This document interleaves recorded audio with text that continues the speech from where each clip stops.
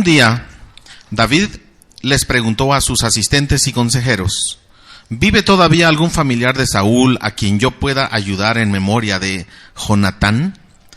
Entonces llamaron a Sibá, que había estado al servicio de Saúl. Cuando Sibá llegó a la presencia de David, éste le dijo: ¿eres tú Sibá?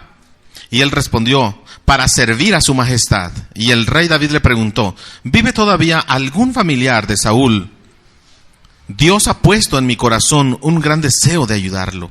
Sibá le contestó: aún vive un hijo de Jonatán que no puede caminar.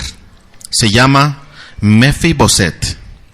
David le preguntó: ¿dónde está? Y Sibá le respondió: vive en Lodebar, en la casa de Maquir, hijo de Amiel.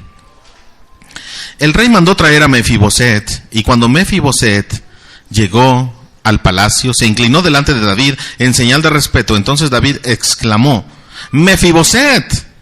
Para servir a su majestad, respondió. David le dijo: no tengas miedo. En memoria de tu padre Jonatán, voy a cuidar de ti. Voy a devolverte todas las tierras de tu abuelo Saúl, y de ahora en adelante comerás en mi mesa. Mefiboset volvió a inclinarse delante de David y dijo: ¿a qué se debe que su majestad me trate así? Un perro muerto y yo somos la misma cosa. Entonces el rey llamó a Sibá y le dijo: todo lo que antes fue de Saúl y de su familia voy a dárselo a Mefiboset. Quiero que tú y tus hijos y sirvientes trabajen la tierra de Mefiboset y le den todo lo que cosechen, para que nunca le falte comida, aunque de todos modos él siempre comerá en mi mesa. Como Sibá tenía 15 hijos y 20 sirvientes, le dijo al rey: yo estoy para servir a su majestad, así que haré todo lo que usted ordene. Y desde ese momento Sibá y todos sus familiares quedaron al servicio de Mefiboset y de su hijo Micaías. Como Mefiboset no podía caminar, se quedó a vivir en Jerusalén y siempre comía en la mesa de David como uno de sus hijos. Amén. Vamos a orar. Nuestro buen Dios, te damos gracias, Señor, por la oportunidad que nos das en esta preciosa mañana de honrarte y disponer el corazón para atender a tu palabra. Señor, que tu Espíritu Santo nos ilumine, nos muestre áreas en nuestra vida de cambio, áreas de bendición, de edificación. Gracias, Señor, por tu presencia, porque sabemos que cuando tu presencia está, siempre suceden cosas buenas, sucede algo hermoso y viene la paz a nuestra vida. Mientras tanto, pone en nuestro corazón no solamente el entendimiento, sino también la disposición de obedecer y practicar la palabra que tú nos muestras hoy. Gracias, Señor, por esta oportunidad y privilegio. Ayúdanos a concentrarnos en ti. Sabemos que hay muchas otras cosas por las cuales podemos estar pensando ahora, o preocupados, o no sé, los planes que tenemos para el resto del día, o la semana, o la vida. Sin embargo, Señor, es un tiempo especial donde queremos concentrarnos en escuchar tu palabra. Ayúdanos, Señor, bendice a tu siervo. Úngeme, Padre, con tu Espíritu Santo, y yo me reconozco de veras incompetente ante esta tarea, pero a través de tu Espíritu, Señor, permíteme fluir en ti, y de esta manera, Señor, que salga la palabra con fidelidad a través de una sana doctrina. En el nombre de nuestro Señor y Salvador Jesucristo. Amén. Amén. Entonces, vamos a hablar sobre la vergüenza. La vergüenza. ¿Alguien de aquí es muy tímido y le da vergüenza algunas cosas? ¿Sí o no? ¿O extrovertido y no le da vergüenza nada? ¿O somos nos da vergüenza? ¿O ya el cinismo está sobre nosotros, no? Pero regularmente algunos de nosotros, vamos a hablar hoy de que algunos de nosotros podemos experimentar la vergüenza. Vamos a definirla, ¿no? Que la vergüenza, como las otras palabras, vienen no del griego, sino del latín, que es verecundia. ¿Y qué significa? Turbación del ánimo.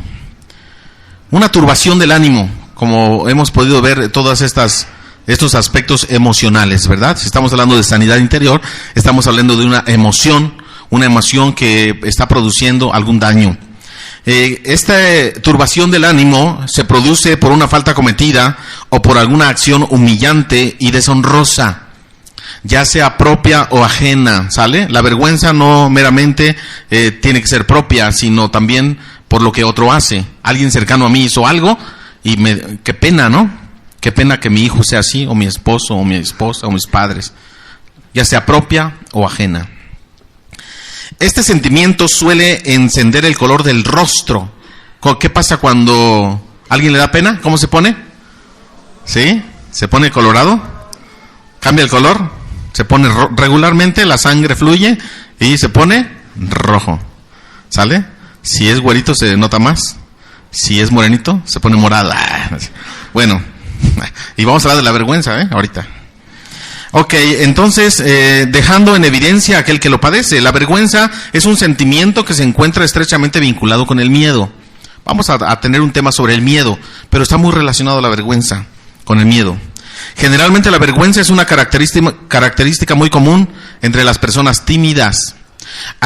Regularmente clasificamos en dos, en tres, ¿no? Personas tímidas, ¿cómo se les llama? Introvertidas, ¿verdad? Personas que no son tímidas, son muy sociables, alegres, se expresan, se ríen a carcajadas y ¿cómo se les llama? Extrovertidas e introvertidas. Y nosotros los que estamos en medio, ¿no? Los que no tenemos problemas, los que estamos equilibrados, ¿sí o no? Los que ni tan ni muy, ni tanto que queme al santo, ni tanto que no lo alumbre, o sea, en el medio, ¿no? Una persona, ¿dónde estamos? Generalmente la vergüenza es una característica muy común en personas tímidas, porque quienes son tímidos al extremo no querrán jamás mostrar en público ciertos aspectos de su personalidad o en su defecto de su cuerpo. Entonces está relacionado con algún tipo de defecto que yo creo tener y que ante el pensamiento o idea del otro, pues a mí no me gusta que otro lo piense así.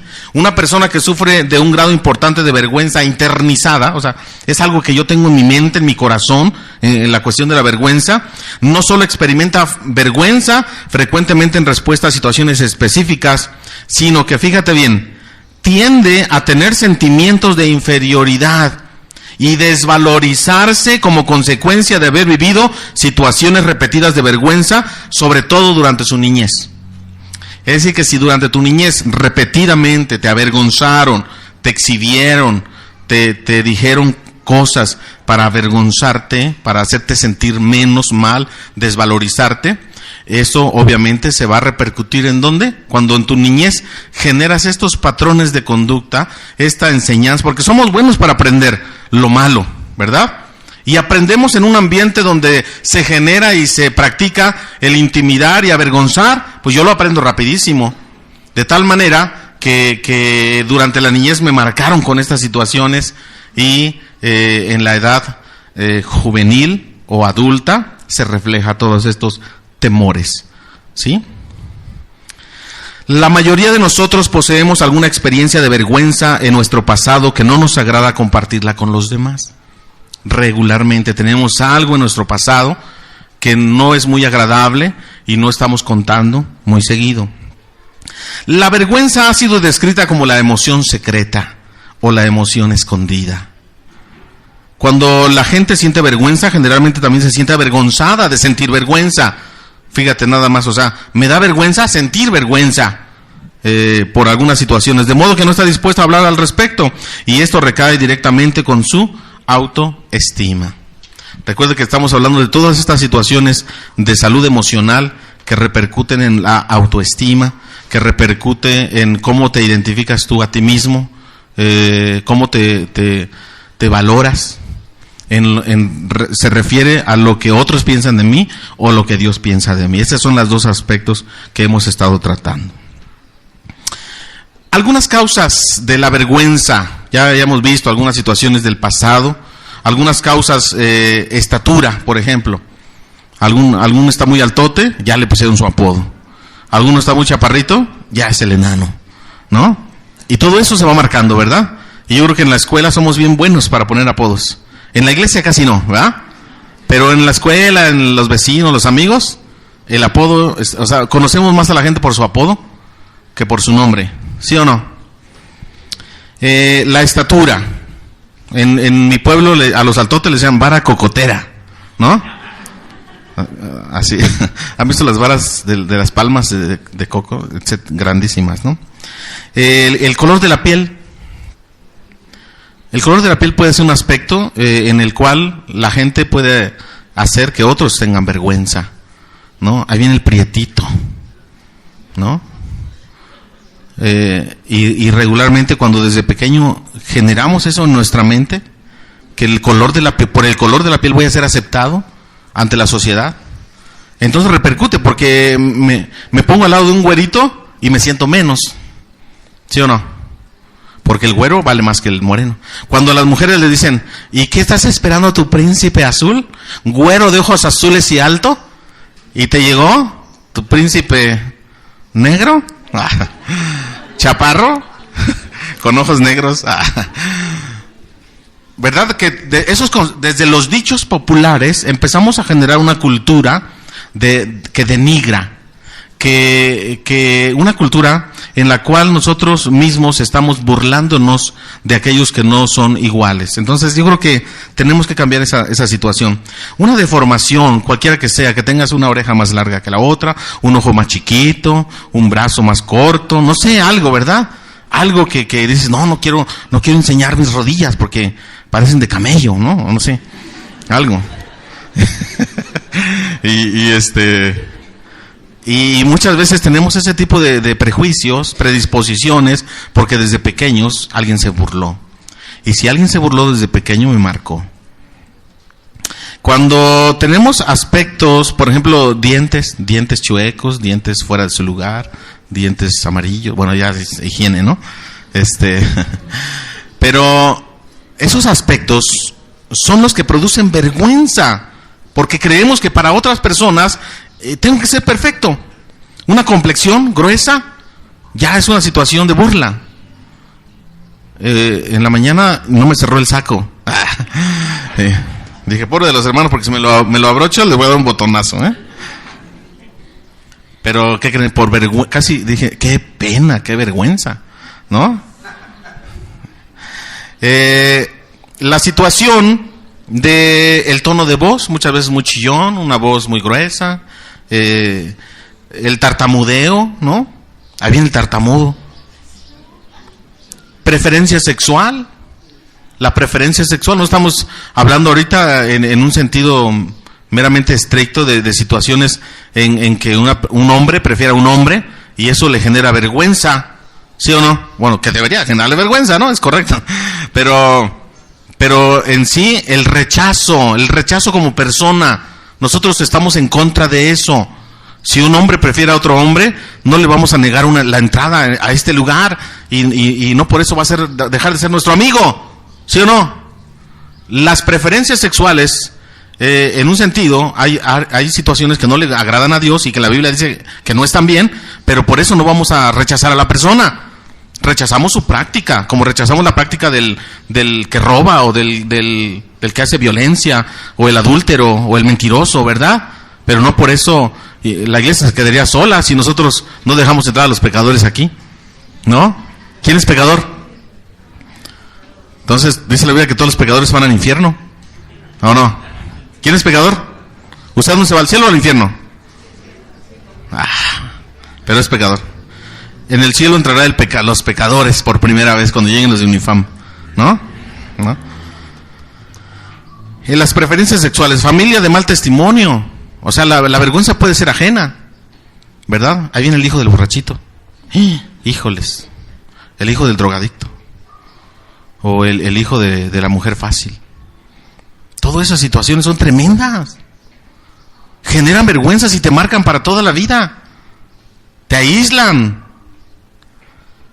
Aspectos como, bueno, esa situación de una vergüenza no necesariamente tiene que ser propia, sino también puede ser ajena. La vergüenza es una respuesta, ¿sabes a qué? A violar las normas de otra persona o grupo de personas. ¿Por qué cree usted que adolescentes y jóvenes ceden ante la tentación de fumarse un cigarro? Ay, no vas a fumar, eres un maricón, ¿no? ¿No vas a fumar? Uy, pues entonces ¿tú qué? ¿No le vas a entrar con nosotros? ¿O eres de nosotros o no? Sí soy, no. Yo soy parte de ustedes y aquí estoy. Entonces, fúmate un cigarrito. Bueno, pues, ¿por qué se dio? Le dio vergüenza. ¿Sale? Se dio ante la presión de una persona que es de autoridad, o por ser parte de un grupo, yo no me quiero aislar. Por lo tanto, yo cedo al cigarro, yo cedo a una cerveza, a una copa de vino, yo cedo a un cigarro de marihuana o a la droga, cualquiera que sea esta. ¿Por qué cree que jóvenes adolescentes ceden ante todas estas situaciones? Porque no quieren tener vergüenza. Eso es importante y es necesario que nosotros lo comprendamos de una manera muy clara. Muchos jóvenes ceden a la situación del tener sexo, relaciones sexuales, para que diga, yo soy muy macho, o yo sí le entro y van a ver que sí. Y ahí están, y sale la muchacha embarazada y ya dejó la escuela y ya está mal. Niños no deseados, niños abandonados, niños maltratados, ¿qué culpa tienen? Por causa de la vergüenza. No tenemos la autoridad, no tenemos nosotros muchas veces la autoestima en su lugar adecuado para poder rechazar todo lo que no agrada a Dios. Porque nuestra vida está centrada en mí, en lo que a mí me da pena, a mí me da vergüenza, en lo que yo puedo hacer, en lo que no puedo hacer.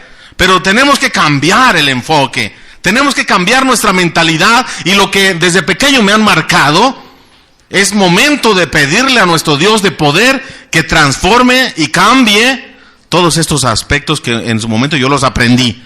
Si aprendí lo malo, también puedo aprender cosas buenas. Amén. Puedo desaprender todo eso y volver a aprender. Por eso dice, desvístanse de todo el viejo hombre y revístanse del nuevo. La mente de Cristo ahora tiene que estar en nosotros. La vergüenza es el origen de muchas dificultades personales, ¿sabes? La vergüenza te va a generar, aparte de un sentimiento incorrecto, emocionalmente hablando, te va a generar otro tipo de problemáticas personales, especialmente conductas codependientes. ¿Han escuchado hablar de la conducta codependiente? ¿Sí o no? Una conducta codependiente, regularmente esto se habla mucho en grupos AA, etcétera, cuando un alcohólico, cuando un drogadicto, pero hay conductas codependientes en todo. Cuando alguien está mal, a cualquier tipo de vicio, cualquier tipo de situación difícil que esté viviendo, va a generar conductas codependientes. ¿Con quién? Con las personas que están a nuestro alrededor. Es decir, yo no soy alcohólico, pero tengo un familiar que es alcohólico, que tiene autoridad sobre mí, y entonces, ¿sabes qué? Me da vergüenza decir que él es alcohólico. Así es de que mejor trato de vamos a taparle el ojo al macho, ¿no? Y trato de cubrir, protegerlo, excusarlo, decirle a la gente, no hay problema, no, y yo me formo parte de esta problemática. Normalmente estas situaciones se esconden volviéndose la persona cómplice de esta situación en lugar de enfrentarla. Un codependiente es cómplice, ya es parte. Si el familiar no es golpeador, si el familiar el esposo ya no la golpea, ella quiere que la golpeen porque ella es codependiente. Y si ya no la golpean, significa que ya no la quiere. ¿Sale? Pégame pero no me dejes. Así es el dicho, ¿no? Pégame pero no me dejes. Codependencia. Yo no enfrento la situación, no busco la solución, sino que soy parte de la problemática. Una conducta codependiente.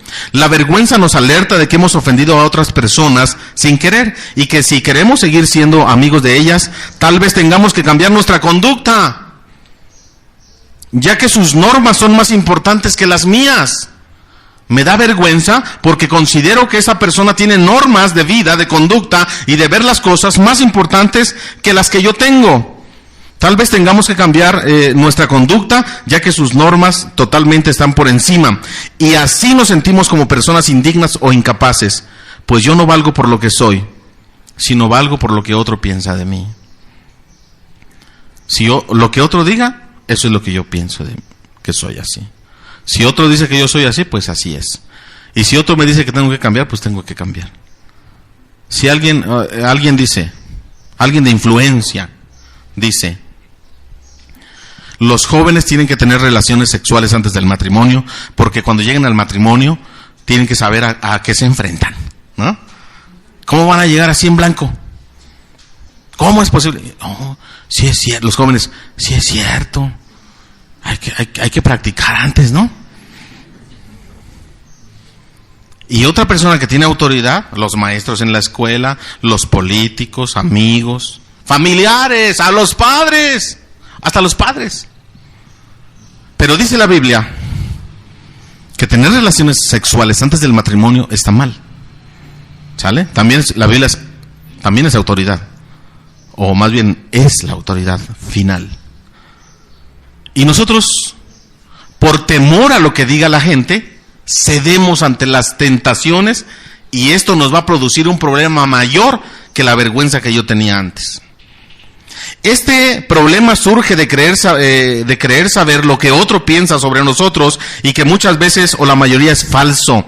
Todo se gesta en nuestro pensamiento de inseguridad acerca de nuestro proceder y de nuestra persona, con un diálogo interno, o sea, siempre va a haber en tu mente, se va a generar, que constantemente nos está devaluando.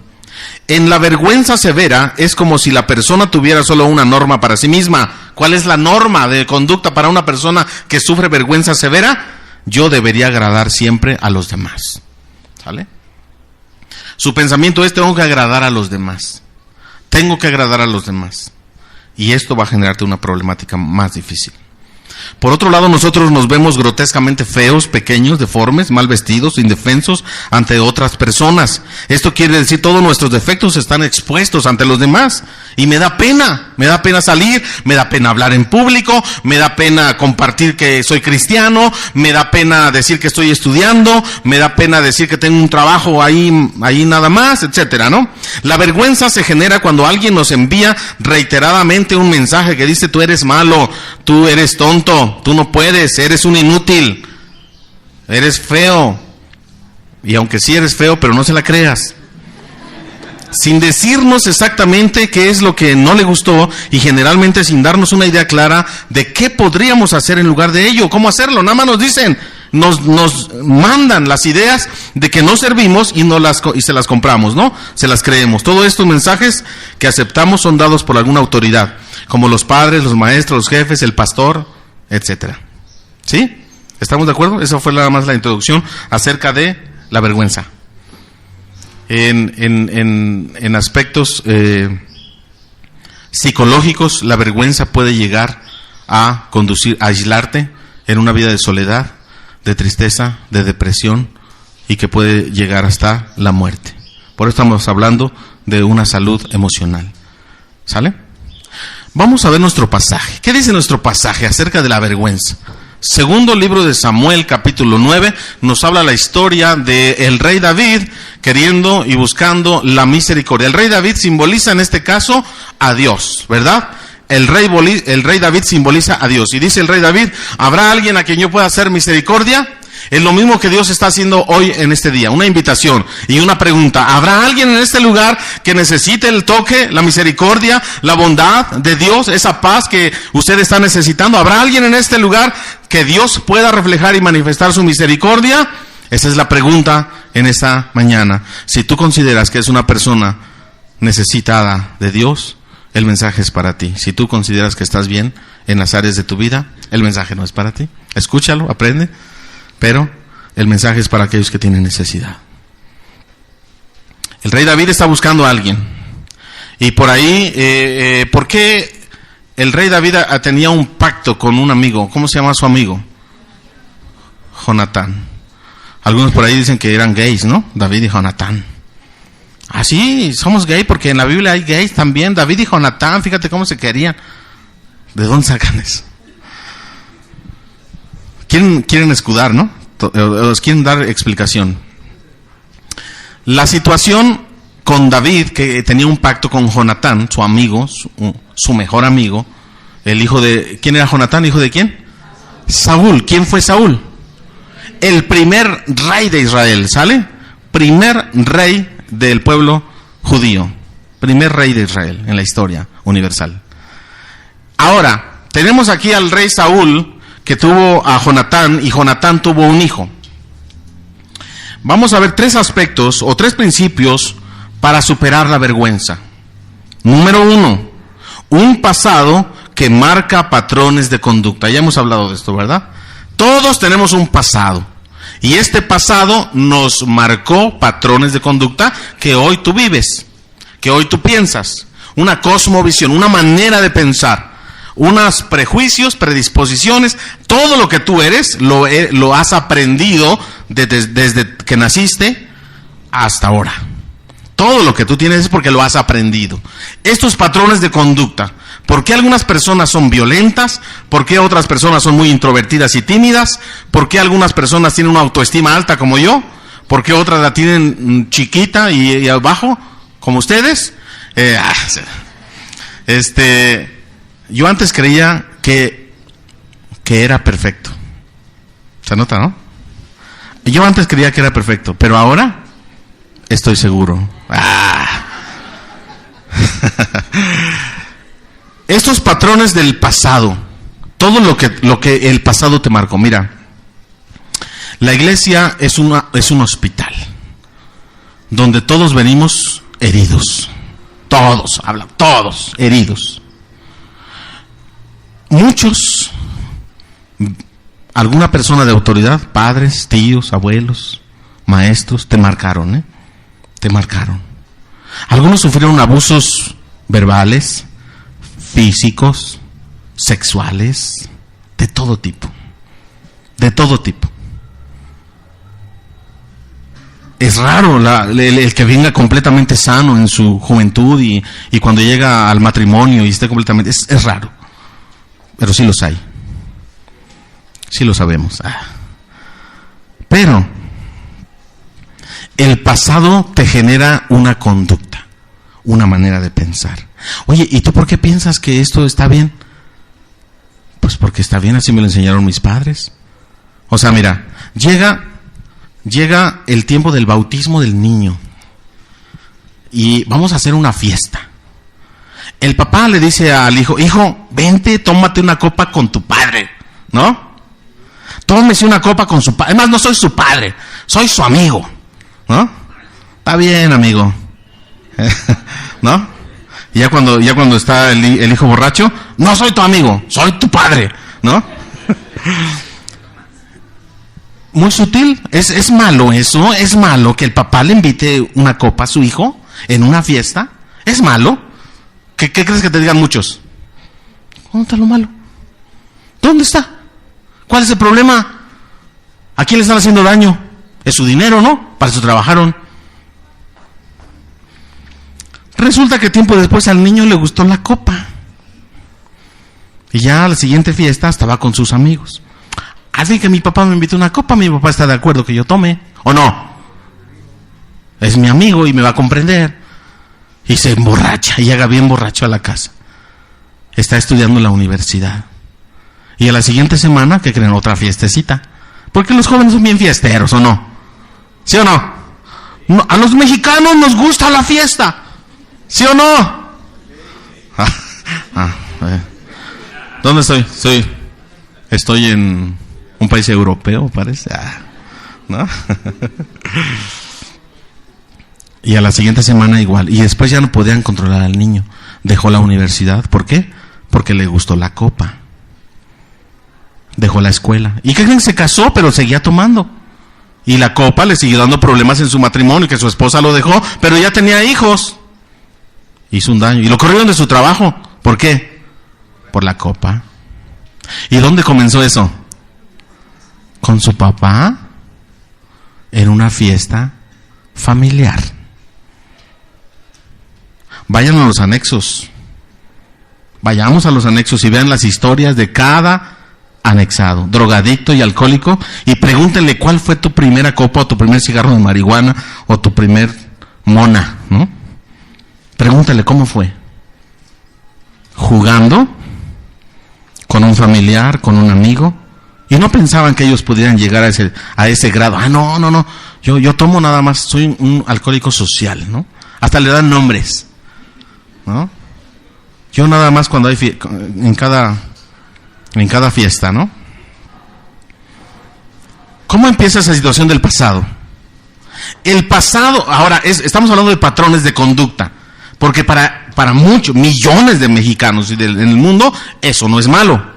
Pero pregúntale a una esposa que tiene un esposo alcohólico. Pregúntale a un hijo que su padre es drogadicto. ¿Tendrá problemas este patrón de conducta? Claro que sí. Y para la próxima lo va a pensar 2 veces, ¿verdad? Estos patrones de conducta que se generan en el pasado nos marcan para una manera de pensar y para una conducta en la cual yo me relaciono con los demás. Fíjate en la historia, un hombre llamado Mefiboset, hijo de Jonatán, es nieto del rey, hijo del príncipe. ¿Qué futuro tenía este hombre? Este niño tenía un gran futuro, ¿verdad? Familia real. Familia real. Su papá, su abuelo era el rey y él estaba chiquito, pero algo pasó. Algo pasó en su vida que lo marcó para toda su vida. Alguien le hizo daño, fue culpa de otro. Alguien le hizo daño que lo marcó. Dime qué dice 2 de Samuel 4:4. 2 de Samuel 4:4. David pregunta, ¿hay alguien de la familia de Saúl y de Jonatán al cual yo le pueda hacer misericordia? Y le dice el sirviente, sí, hay uno que se llama Mefiboset, pero ¿qué crees? ¿Está qué? Lisiado, tullido o paralítico, como tú quieras llamar. ¿Cómo lo conocían a Mefiboset? Como tullido, lisiado o paralítico. ¿Sale? Así se le conocía a aquel hombre, ya era un hombre. Pero ¿qué fue lo que pasó? ¿Qué le marcó en el pasado? ¿Qué dice 2 de Samuel 4:4? ¿Quién era Mefiboset? ¿Alguien quiere leerlo, por favor? Y Jonatán, hijo de Saúl, tenía un hijo lisiado de los pies. Tenía 5 años de edad cuando llegó de Jesé la noticia de la muerte de Saúl y de Jonatán, y su nodriza le tomó y huyó, y mientras iba huyendo, apresuradamente se le cayó el niño y quedó cojo. Su nombre es Mefiboset. ¡Wow! O sea que hubo guerra, el rey Saúl iba perdiendo y murió el rey Saúl, murió Jonatán, reciben en el palacio real la noticia y rápidamente todos los sirvientes, pues ahí vienen los enemigos, van a matar a todos los que estén aquí, agarren al niño, al príncipe, al hijo del príncipe, al nieto del rey, agárrenlo y vámonos a llevarlo para protegerlo, ¿verdad? Así es que la nodriza, la mujer, la que estaba encargada de cuidar al niño, agarra al niño. ¿Cuántos años tenía? 5 años, se lo sube al caballo, ¿o no? ¿No dice? Imagínatelo. Se lo sube al caballo y empieza a galopar y ¿qué creen? Que por ahí había una ramona, no, es cierto. Por ahí había algo y el niño se le cayó a la nodriza. Y el niño se le quebraron sus piernas. Wow. El niño qué culpa tenía, ¿verdad? El nieto del rey. ¿Pero qué creen? Lo marcaron para toda su vida. Esto es un símbolo de lo que alguien nos ha marcado a nosotros. Yo no sé cómo. Dios sí lo sabe, porque la vergüenza es el sentimiento secreto y oculto que Dios sí conoce. ¿Y tú? Y alguien tal vez abusó. Alguien de autoridad te marcó y te hizo daño. Se llevaron a Mefiboset a un lugar llamado Lodebar, donde van los que ya no valen. Y ahí creció. Imagínate el pensamiento de Mefiboset cuando era un adolescente.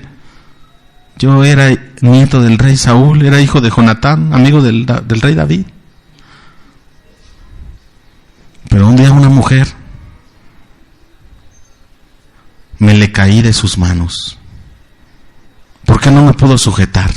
¿Por qué no tuvo más cuidado? ¿Por qué no se previnió para agarrarme bien? Esta mujer. Ahora me conocen como el tullido. ahora ya no puedo caminar, no puedo tener una vida normal.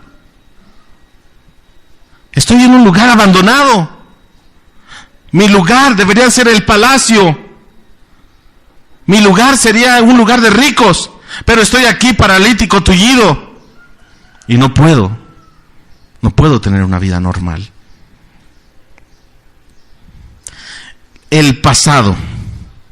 ¿Queremos superar la vergüenza? Necesitamos identificar los patrones de conducta del pasado. ¿Qué es lo que ha sucedido? ¿Saben qué? Muchas veces en mi mente, yo se los confieso, he bloqueado situaciones en mi memoria que yo no quiero recordar. Y las bloqueo. Y no me acuerdo. Oye, ¿te acuerdas? No me acuerdo. Pero tú estuviste ahí. Yo te decía, oye, ¿te acuerdas que casaste a estos hermanos? Yo los casé. Sí. ¿Qué crees? Sí, en el salón de fiestas que estábamos. No me acuerdo. Bueno, sí, es otra cosa, ¿no? Pero yo... No, pero yo siento que la bloqueé porque algo pasó. Pero es un ejemplo de cómo a veces nuestra mente tan potente bloquea aspectos del pasado que te provocaron daño y que es muy difícil sacar. Es muy complicado. Pero dice la palabra de Dios que necesitamos dejar. Dice Hebreos capítulo, me parece que es 11 o 12. Despojarse, 12:1. Despojarse de todo pecado, ¿sale? Eso sí lo podemos identificar, el pecado presente, y de todo peso que nos asedia para correr en la carrera de la fe. Ese peso para mí no es pecado. Es tal vez alguien que hizo algo y me marcó, y tengo que despojarme para poder ser libre, desengancharme para poder ser libre, perdonar para poder ser libre. Necesitamos ejercer eso y necesitamos movilizar esas áreas de nuestra vida. Y tal vez no estamos diciendo, porque fíjate, hoy vamos a aprender un versículo interesante. Dice 2 Corintios 5:17. ¿Qué dice? De modo que si alguno está en Cristo, nueva criatura es. Las cosas viejas, he aquí todas son hechas. Muy bien, ¿sabes? Uno de los principios es que Dios no se vuelve a acordar de tus pecados, que Dios perdona tus pecados y que Dios te hace una nueva persona. Y cuando estamos hablando del pasado, los patrones de conducta del pasado, estamos hablando de sanidad, que ese pasado no me va a afectar. Lo que ya pasó, dice el que está en Cristo, nueva criatura, las cosas viejas ya pasaron. Y Cristo viene a hacer cosas nuevas. Sin embargo, si hay áreas en tu pasado que necesitan ser perdonadas, sanadas, restauradas, es importante que tú puedas recordarlas para poder entregárselas a Dios. Tú y yo no podemos perdonar. Tú y yo no podemos sanar. Tú y yo necesitamos entregarle esas cargas del pasado, esos aspectos de daño, eso que nos marcó en el pasado, entregárselo a Dios y decirle: Señor, aquí está, ayúdame a transformar, ayúdame a perdonar, ayúdame a cambiar y a sanar y restaurar estas áreas de mi pasado. Ciertamente tú me has perdonado, pero aún me sigue afectando.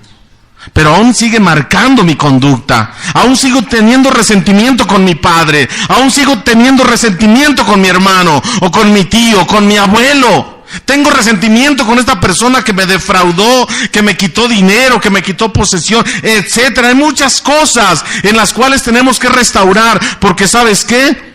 Eso te está impidiendo ser libre. Te está impidiendo tener la paz que Dios quiere darte. Y genera vergüenza en tu vida. Genera aspectos que tú no quieres hablar, que tú no quieres comunicar por vergüenza. Y que muchas veces cedemos a ciertas cosas para dar una apariencia y una imagen que en realidad tú no estás disfrutando y tú no estás sintiendo. El cristianismo y la religión se presta mucho para eso. Bueno, no el cristianismo, perdón. La religión se presta mucho para eso. El cristianismo es otra cosa. El cristianismo es buscar una salud interior, una sanidad, siendo abiertos, derechos. Vamos a ver, queremos ser sanados, liberados, vamos a buscar la ayuda correcta. Y para ello implica tal vez temor, dolor, llanto. Si eso implica tu sanidad, tienes que hacerlo. Tienes que hacerlo. El camino para la restauración no es un camino a veces muy fácil. Así es que tenemos a un señor, a un hombre, ya es un hombre, ya tiene hijos, llamado Mefiboset. Y ahí está, porque en el pasado alguien, no se dice el nombre de la nodriza, pero a la nodriza se le cayó de las manos y se le quebraron las piernas y quedó paralítico. Número 2, un presente que nos obliga a relacionarnos con los demás.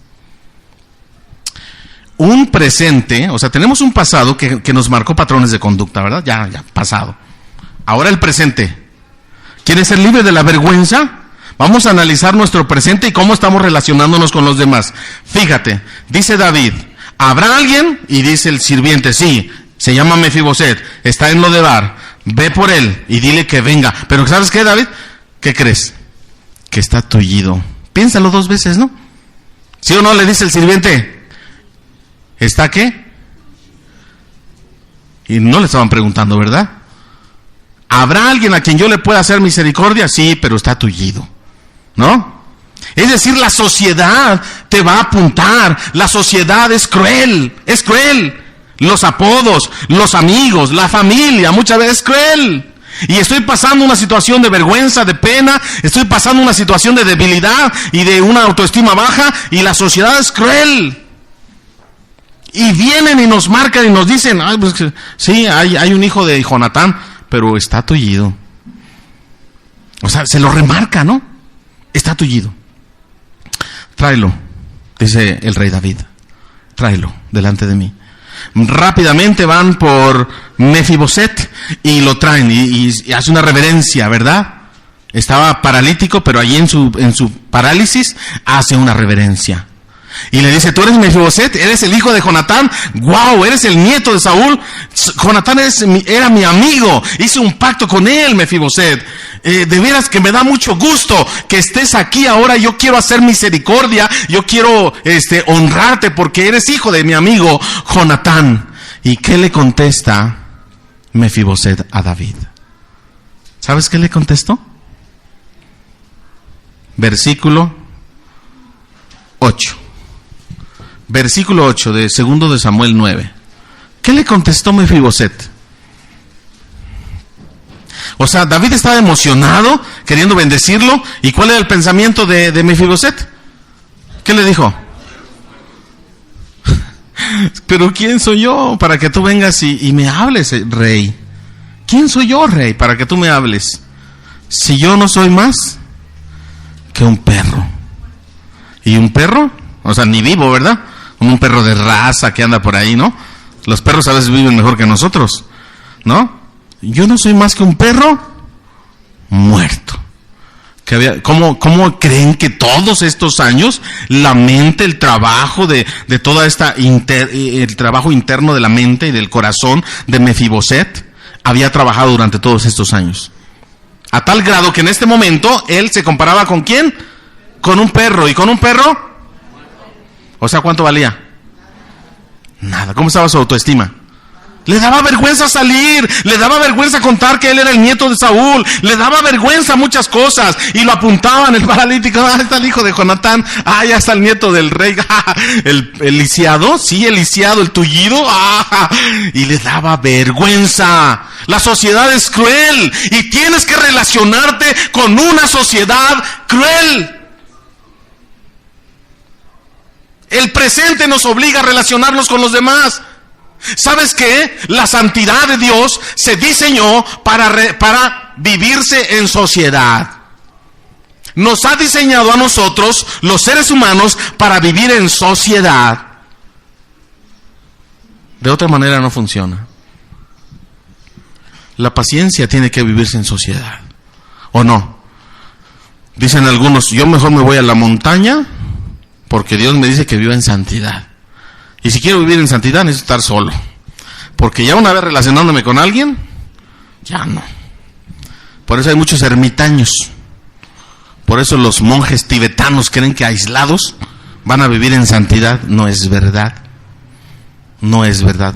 La santidad, la paciencia, la tolerancia, el perdón y todo esto ha sido diseñado para vivir en sociedad. Y si no practicas aquí la paciencia, entonces ¿dónde? ¿Cómo vas a experimentar la paz en un ambiente de soledad? La paz se experimenta en sociedad. La obediencia a Dios es la sociedad. Por eso nos hizo seres sociables y sociables. Si no te relacionas con otro, estás muerto. Si no te relacionas, si no recibes un cariño, una palabra de ánimo, un apapacho, te vas a morir pronto. ¿Sale? La gente necesita cariño, afirmación. Se hizo el experimento, ¿se acuerdan? De niños con los nazis. De niños desde chiquitos que estuvieron aislados, a niños que estuvieron con sus madres, que recibieron el cariño y se murieron. No sobrevivieron, ni 2 o 3 años. No sobrevivieron. Necesitan cariño, palabras, amor. Y imagínate si tú te aíslas, si te vas de ermitaño, ¿cómo será tu vida? Imagínate tu vida en soledad.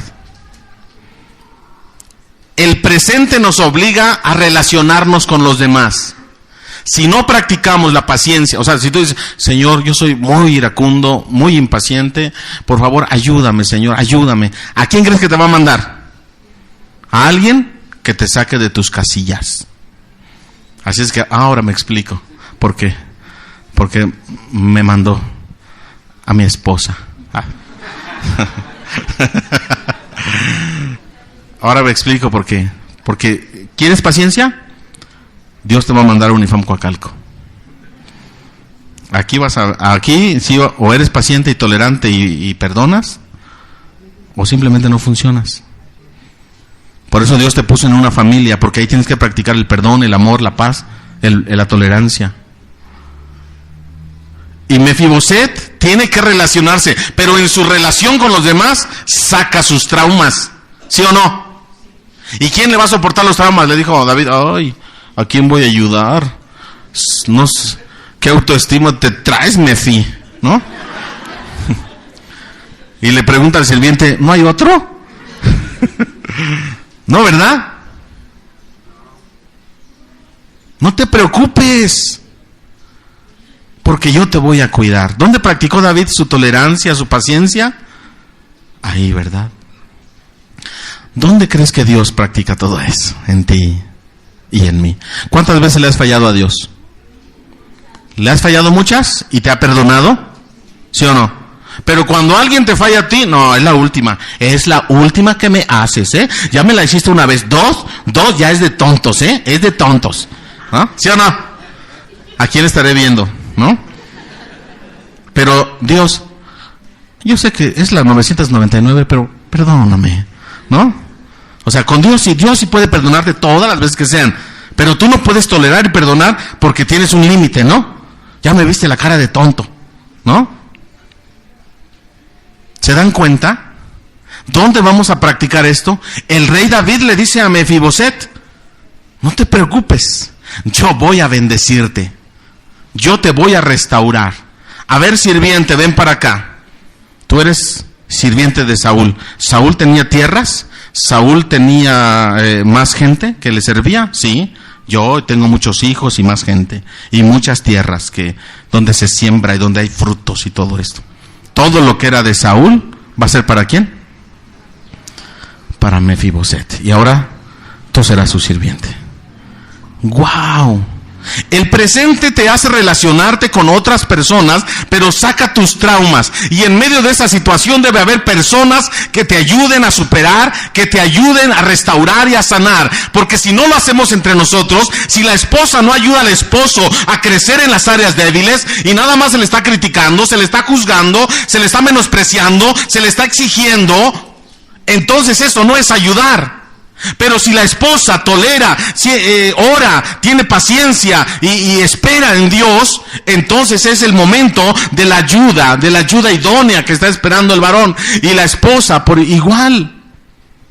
Esposos, necesitamos cuidar y ayudar a la esposa a crecer, a los hijos a crecer. El rol del esposo, precisamente, si el esposo le pega a la esposa, se pega a sí mismo. Si ofende a la esposa, se ofende a sí mismo. Si critica a sus hijos, se critica a sí mismo. ¿Cómo podemos los maridos, los esposos, estar hablando de la esposa o hablando mal de los hijos propios cuando uno mismo es el culpable? Debemos de ser responsables, pero necesitamos tener la actitud de ayudar a otros a crecer, no a menospreciarlos, exhibirlos, avergonzarlos, etcétera. Necesitamos ser parte de la solución. El presente que nos obliga a relacionarnos con los demás en las nuevas pautas que Dios quiere que tengamos. Mefiboset sí, se comenzó a relacionar con otros, pero su autoestima estaba muy baja. Y número 3, un futuro que puede ser cambiado. Le dice a Mefiboset: ahora vas a salir de Lodebar. Vas a tener sirvientes y tierras. Pero lo más importante, vas a vivir en mi casa. Y todos los días vas a comer en mi mesa. ¡Guau! ¿Todos los días vas a comer dónde? En la mesa del rey. ¿Quién come en la mesa del rey de los que están aquí presentes? ¿Todos los días? Cuando hay, ¿no? ¿Puede cambiar el futuro? ¿El Rey de Reyes puede cambiar tu futuro? ¿El Rey de Reyes te ha invitado a su casa? ¿Te ha invitado a comer todos los días a su casa? ¿A su mesa? ¿Sí? Entonces, ¿por qué peleas cuando estás ahí sentado comiendo? Ya no pelee, porque cada vez que se sienta a comer en su casa, está sentado a la mesa del rey. Y el rey está ahí presente. Vas a comer conmigo todos los días, Mefiboset, y te voy a considerar como uno de mis hijos. Y el escritor de segundo de Samuel, yo creo que fue Samuel, termina el versículo 13. ¿Y cómo termina? ¿Alguien lo quiere leer? ¿Cómo termina? El 13.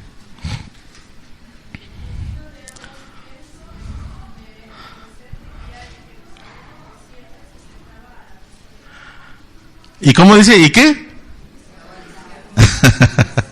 ¿Y quién está preguntando, verdad?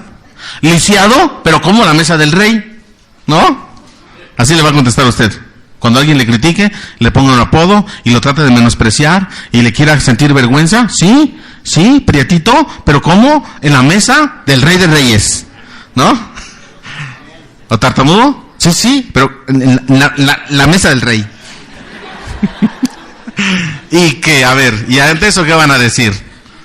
Tenemos que tener nuestra identidad en Dios, en lo que yo soy delante de Dios. Mi felicidad no depende de mi esposa. Mi felicidad depende de Dios. No depende de mi esposo, depende de Dios. Lo que yo valgo delante de Dios, eso es lo más importante. Yo no valgo por lo que el jefe me diga o por lo que mis padres me digan.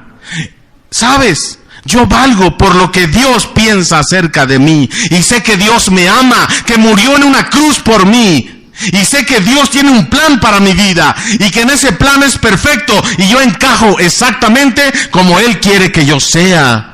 Mi felicidad depende, mi gozo, mi paz, depende no de las personas y de lo que otros digan o menosprecien o critiquen. Mi felicidad depende de Dios. Mi identidad está en Cristo Jesús. Mi vida ahora ya pertenece al reino de los cielos. Amén.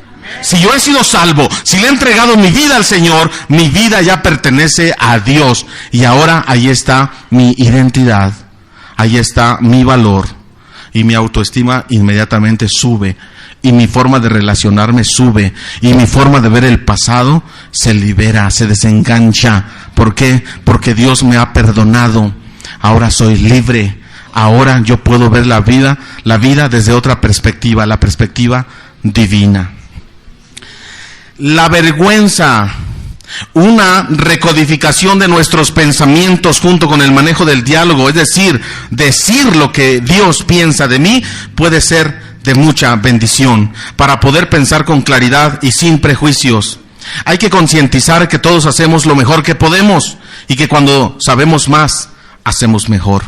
Alguien que siente vergüenza lo hace porque fue un aprendiz capaz y rápido en un ambiente donde se enseñaba la vergüenza. Se devaluaba a la persona y se carecía de incentivos y motivaciones. Ahora esa misma capacidad de aprender rápidamente es útil para aprender a tener un sentido de sí mismo diferente, subiendo así nuestra autoestima. La vergüenza se acaba cuando estás seguro de tus propias normas y que tus normas de conducta se basan en la norma de la Biblia, ¿sale? No de lo que otros digan, no de lo que otros piensen acerca de ti. Cuando conoces las normas de los demás y sabes que tienen normas distintas bajo las cuales ellos quieren vivir, aprendes a relacionarte. Respeta como otros viven y que otros respeten la forma en la que tú estás viviendo. Cuando reconocemos las limitaciones de nosotros mismos, todos somos imperfectos y cometemos errores, equivocaciones, de tal manera que nadie puede estar criticándote y juzgándote, teniendo conciencia si hacemos daño realmente a otra persona y disculparnos o reparar el daño con responsabilidad. Saber que cuando nos hemos equivocado, esto nos dará la oportunidad de aprender y corregir. Es tiempo de salir de Lodebar. Es tiempo de sentarnos a la mesa del Rey. Es tiempo de decirle a la vergüenza, se acabó. Bueno, si pecas y si andas cometiendo acciones equivocadas y te da vergüenza, arrepiéntete y busca a Dios. Si te avergüenzas por aspectos de baja autoestima o de que alguien te marcó desde niño, es tiempo de ser libre. Hoy. No salgas de este lugar sin ese toque que sana y que restaura. Cierra tus ojos, inclina tu cabeza. Padre, te damos gracias, Señor, porque tú quieres que en nuestra vida haya una salud interna, sanidad interior. Suplicándote, Padre, que tú vengas haciendo una obra en nuestro corazón. Tal vez, Padre, aquí hay personas que en el pasado alguien cometió un error, alguien cometió un pecado y nos marcó. Y hubo abusos tal vez, que marcaron una personalidad tímida, introvertida, o de lo contrario, extrovertida, queriendo ocultar muchas cosas de nuestra personalidad. Pero sabemos que tú estás aquí, Señor, y que tú conoces perfectamente este sentimiento secreto que tal vez hemos guardado durante muchos años. Y tú no quieres que lo exhibamos o lo hagamos público, pero tú sí quieres que lo declaremos como algo del pasado. Y que hoy viene siendo restaurado, sanado, perdonado. Totalmente. Y que no nos vamos a avergonzar, porque dice tu palabra que tú jamás te vas a acordar de nuestros pecados del pasado y que los vas a poner en el fondo del mar y que jamás nos los vas a echar en cara. Por eso, Padre, ahora somos libres. Somos perdonados, somos sanados y restaurados por ti, por el Rey, el único Dios que puede perdonar pecados, que puede sanar toda situación de vida del pasado, que nos genera vergüenza, que nos ocasiona sentirnos mal y apenados con tantas situaciones que vivimos. Nuestro aspecto físico, nuestro aspecto mental, o la vergüenza ajena, la codependencia con algún familiar que es violento, ratero o alcohólico, etcétera. Señor, sabemos, Padre Celestial, que tú quieres que seamos libres de todo ese tipo de situaciones, porque ahora nuestra identidad está en ti. Así como a Mefiboset, Señor, el rey David le bendijo, le trajo del lugar donde estaba, le restaura su salud interna y lo invita a estar en su casa, a vivir y a sentarse a su mesa todos los días, Padre. Asimismo, tú hoy nos estás invitando a que podamos salir de ese lugar de oscuridad, de ese lugar donde hemos sido rechazados, de ese lugar, Padre, donde siempre hemos sido menospreciados, donde nos han dicho que no servimos, donde nos han dicho, Padre, que somos inútiles, donde nos has dicho que somos fracasados. Queremos salir de ese lugar y venir a ti, Padre, a tus brazos, porque te necesitamos, Señor. Necesitamos salir de ese lugar como Mefiboset, Padre. Enséñanos, Señor, a ser libres, a perdonar. Perdono, decláralo ahí con tu boca y en tu mente. Perdono a las personas que me han hecho daño en el pasado. Y ahora, Padre, mi identidad está contigo. Ahora sé que soy importante para ti y que soy de valor para ti. Señor, gracias por estar aquí conmigo. Gracias por venir a mi vida. Hoy me arrepiento, dile, me arrepiento de mis pecados. Te recibo en mi corazón como el Señor y el Salvador de mi vida. Creo en ti, Señor. Creo que moriste por mí en la cruz del Calvario y que ahí, Señor, me diste vida. Derrama de tu Espíritu, Señor, en mi corazón y dame vida eterna, dame la paz que necesito, dame el descanso, Señor. No he podido descansar, no he podido tener paz, me siento infeliz por lo que tal vez otros digan, pero ahora entiendo que mi felicidad depende de ti, de lo que tú piensas de mí, y tú me amaste y moriste por mí en la cruz y me sigues amando. Hoy, Señor, gracias, Padre, por mi familia, por mi esposa, por mis hijos, gracias por el trabajo, gracias, Señor, por la casa, el coche, gracias por todo lo que me permites tener, porque ahí encuentro también, Señor, tu fidelidad, encuentro, Señor, que tú has sido bueno conmigo. Y por eso, Señor, en esta hora yo me rindo a tus pies. Yo me rindo a ti, Señor. Tú eres el único que me puede rescatar y ayudar. Enséñame, Señor, a ser libre de la vergüenza, a ser libre de tantas áreas y aspectos que me siguen dañando hoy en día. Señor, aquí está mi vida. Hoy la entrego. Te entrego a mi familia, mi economía, todo. Te lo doy a ti. Contrólalo, dirígelo, gobiérnalo como tú quieras, porque mi vida te pertenece a ti. Gracias, Padre. En el nombre de nuestro Señor y Salvador Jesucristo. Amén. Amén, amén.